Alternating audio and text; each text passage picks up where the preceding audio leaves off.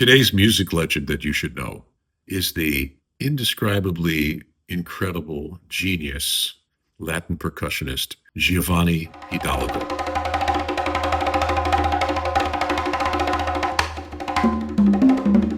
Giovanni was born in San Juan, Puerto Rico in 1963 into a very musical family.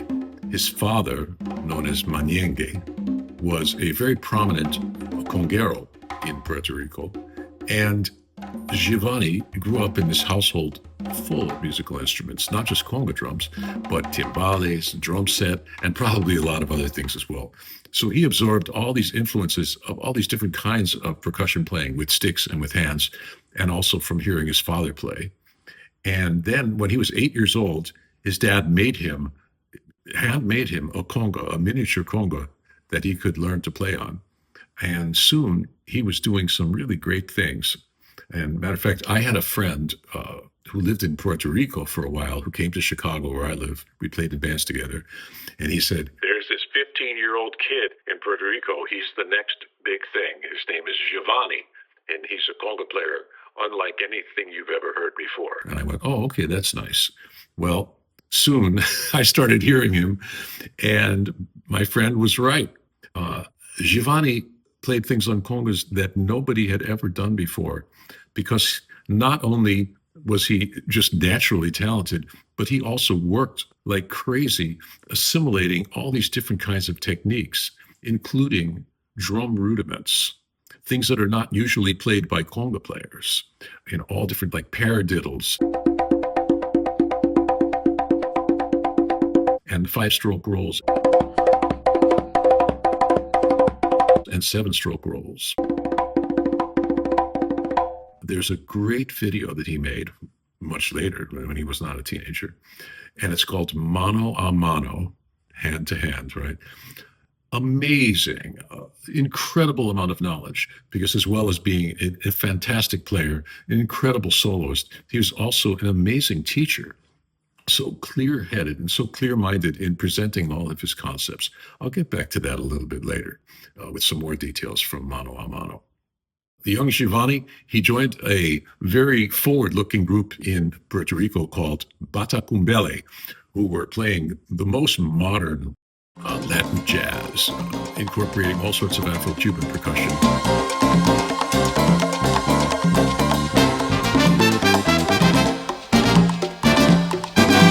And they traveled to Cuba, where Giovanni met up with the great Cuban percussionist Changuito, a total legend in the Latin percussion world. He unfortunately just passed away this past year.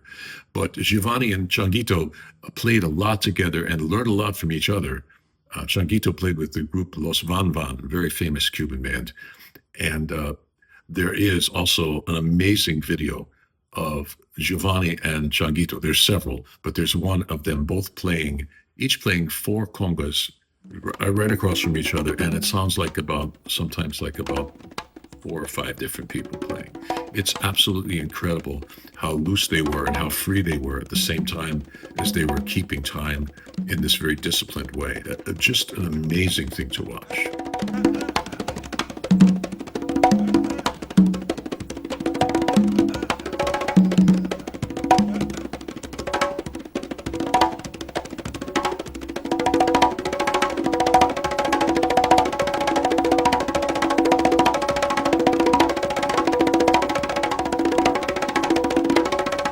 So Giovanni started getting discovered by more and more people. He started playing with all the most famous people in the Latin jazz world. Eddie Palmieri, Dizzy Gillespie, and Tito Puente. There's some wonderful footage of Giovanni playing with Tito, who obviously adored Giovanni's playing.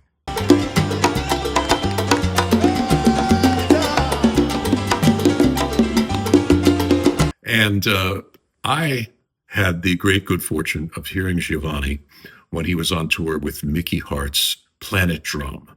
This was a gathering together of great percussionists from all over the world. The great Brazilian percussionist Ayrton Moreira, and the fantastic late Zakir Hussain, and also Viku Vinayakram, the incredible clay pot drummer, the Gatam. and some West African drummers, including one talking drum player, was really incredible. But Giovanni, he outshone them all. He literally made me fall out of my seat. It's the only time in my life I've fallen out of my seat listening to someone play.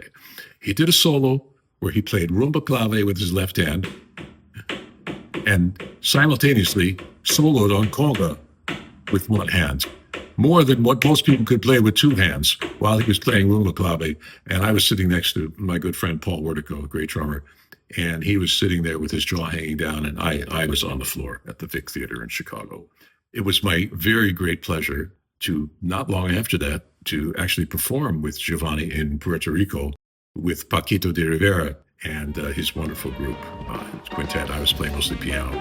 And playing with Giovanni was really an experience because he tuned his congas so beautifully that not only was he playing all sorts of amazing rhythmic stuff, and his solos were unbelievable, but while you were playing, he was like playing the changes of the tunes with you.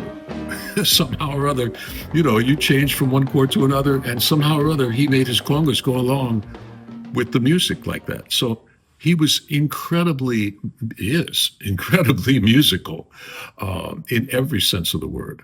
An amazing amount of humor and spirituality. When I heard him play with his own band at Ravinia, it was deep in the way that Mongo Santa Maria was deep, who I heard many years before, the legendary Cuban conga player.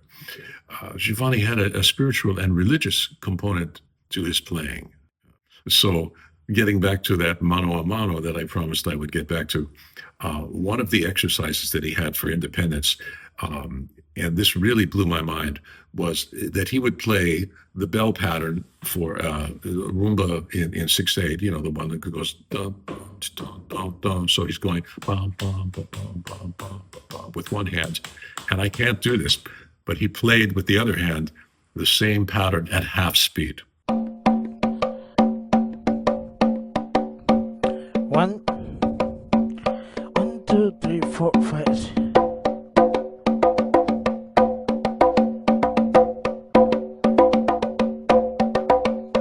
This is like totally messes with your brain. And then he would also do it staggered by a quarter note. Actually, a dotted quarter note. 1, 2, 3, 4, 5, 6.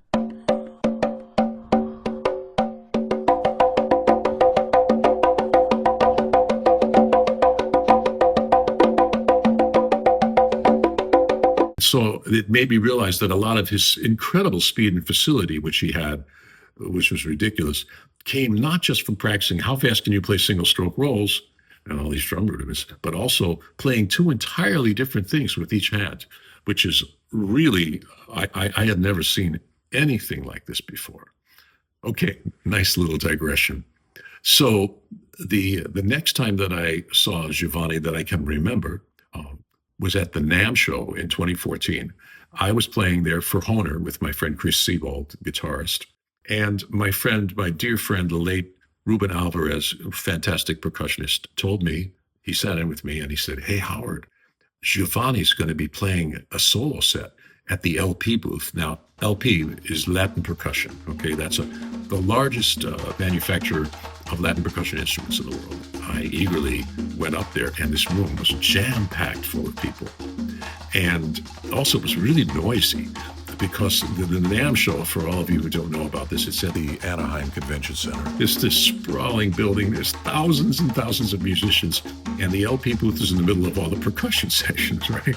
So there's all these drummers playing, through these thin walls, which were just, partitions, all this other noise going on.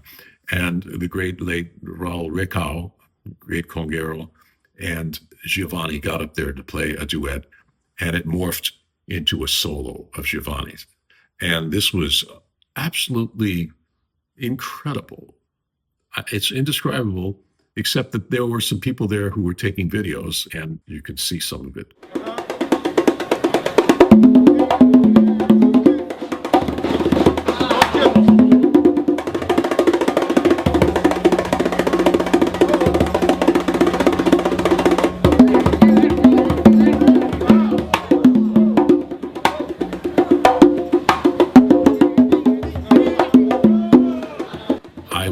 Standing right next to Tito Puente Jr., and somebody else, I can't even remember who, but another real big wig in the Latin percussion world. And I felt right at home because I played with Tito, and I used to tour with Paquito, and played with a lot of these people.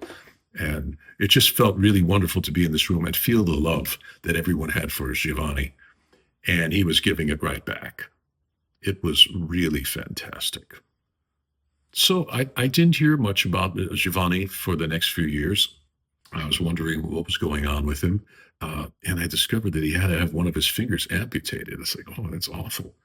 But then later he had to have at least one more finger amputated. This put a very big dent in his performing ability. But amazingly enough, he remains somehow cheerful and optimistic. And he makes all these videos from his home of him demonstrating all different kinds of rhythms, hanging out with other great percussionists, playing duets.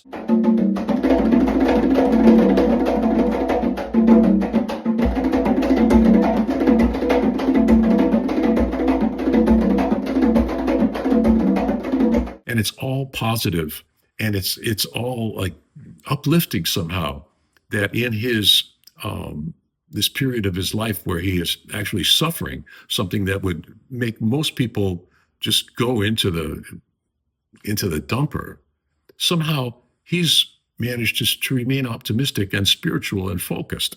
It's really incredible. And so my hat's off to Giovanni, and I just recommend to you that anything you can listen to of him, anything you find of Giovanni Hidalgo, is worth listening to and worth watching. And I've put some of my favorite tracks of his onto the Spotify playlist as well.